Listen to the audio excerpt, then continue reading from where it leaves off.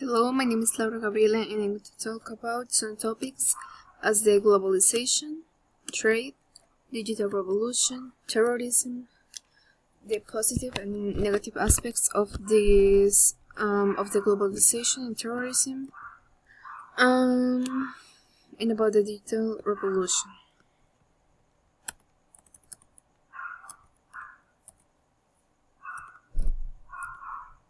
First, what is globalization? It is a process of interaction and integration between people, companies, and governments of different nations, and it is related to the international trade and investment. This creates effects on the environment, culture, politics, economics, and all that leads to the welfare of society. Trade. It involves the buying and selling of goods and services, with compensation paid by a buyer to a seller, or the exchange of goods or services. Another example of way of exchange is the transaction of money. In the most of cases, the bitcoins are used. Digital revolution.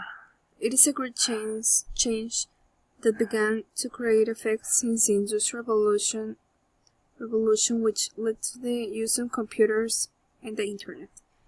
Since then, we have continued to develop information technologies, communication, and innovating digital systems. Thanks to the technological revolution, we can process information more easily, as well as doing business with other countries, among other things. Terrorism. It is a way of creating terror in the population by physical violence. Some examples are the kidnappings, murders, tortures, or morals that are explosion, fires, etc. Mostly infused by extremist organization and all with a political, ideological, and religious purpose. There are types of terrorism: international, when actions exceed national boundaries and involve other countries.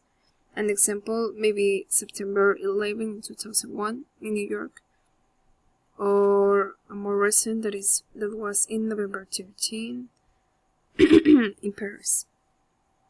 And the other type is of state, when it is practiced from the governmental entities of a country.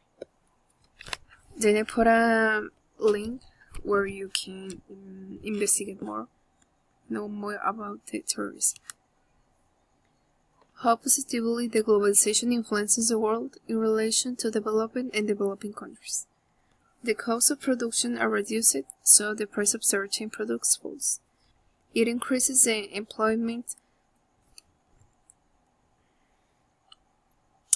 in places where the multinational companies arrive. Competitiveness increases among entrepreneurs, and therefore companies try to make their products of the highest possible quality. Technological improvements are made, and this helps the production and speed of economic transitions. Underdeveloped countries have more accessibility to goods that previously could not obtain. Now, how negatively globalization influences the world in relation to developed and developing countries. Significant economic inequality is created between developed and underdeveloped countries. Economic inequality within each nation, since globalization only benefits large companies. Unemployment increases in developing countries. Large companies only look for places where labor and raw materials are cheaper. Damage to the environment by the exploitation of resources, as in the Maché put. A smaller opportunity for local business to compete with large multinational companies. What is the WTO? What are its objectives? How the rules established? When was it integrated, and how many countries make it up? And the importance of this organization in my own words. The World Trade Organization is a global international organization that deals with the rules of trade between nations. Their objectives are avoid discrimination, eliminate the barriers, give more benefits for less developed countries, protect the environment within the human and animals' health. They establish the rules negotiating and signed with the bulk of the world's trading nations and ratified in their parliaments. Officially commenced on January 1st in 1995. 123 nations signed on April 15 in 1994. My words are that this organization is important because it is the only one that regulates trade. That means the exchange of products and services between the countries signed, and more important, focuses on interest needs of the people, always trying to be transparent and fair. What are the advantages of the digital revolution into the society? It improved communication technology and digital computing. It has led to increase of electronic commerce and mobile commerce. Business can take advantage of the digital divide to increase their market operations.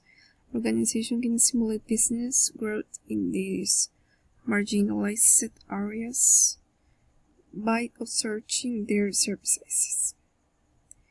It's applied in various fields such as agriculture, mining, livestock, environmental care, and others. What are the disadvantages of the digital revolutions in today's society?